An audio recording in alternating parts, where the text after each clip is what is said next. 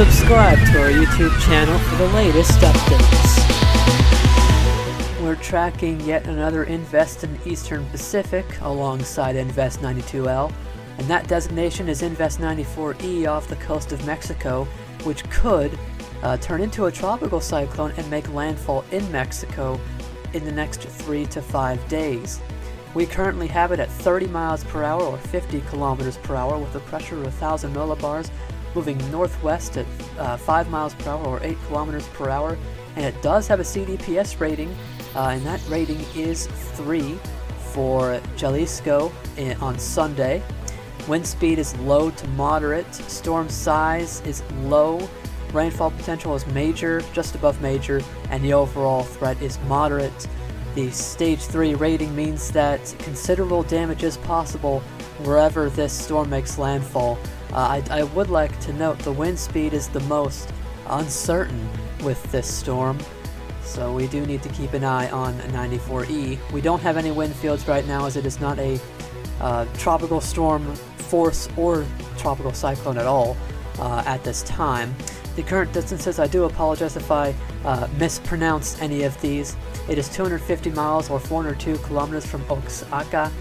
It is 252 miles or 406 kilometers from Acapulco, 564 miles or 907 kilometers from Manzanillo, 678 miles or 1,092 kilometers from Puerto Vallarta, and 705 miles or 1,135 kilometers from Tepic in Mexico. The current intensity estimates, not much to see here.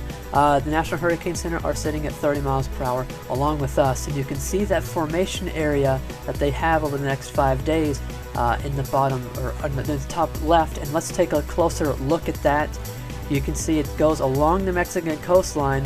This is really mainly, looking at model guidance, this looks to be mainly for the next 2 to 3 days, as this is likely to develop within the next 2 to 3 days. In fact, most models put this inland within 3 to 4 days of this current point. So if you're along the Mexican coastline, you need to be watching this for heavy rainfall. That's a big threat for this, and also some models are taking this up to potentially hurricane strength, as we will look at in a second. In the realm of sea surface temperatures, it's heading into very warm sea surface temperatures, 30 degrees Celsius right off the coast of Mexico. I've talked about it in tropical weather bulletins that if anything were to track along the Mexican coastline and it had the right conditions, it would have the potential to get pretty strong.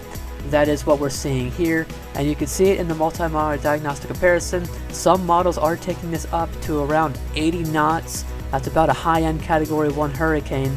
Wind shear is expected to remain below 15 knots, mostly up until June 20th. Sea surface temperatures generally staying around 30 degrees Celsius, and mid-level relative humidity, it will be on a downtrend from here on out until the 22nd, but that really won't do much as this otherwise has really favorable conditions.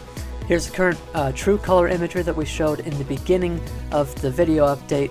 It's got a decent spin with it on that imagery. It's trying to get its act together. It's got a little bit of dry air to its northwest. Could that be an inhibiting factor? We'll have to see, but general thunderstorm activity disorganized at this time, not looking at it like a tropical cyclone right now.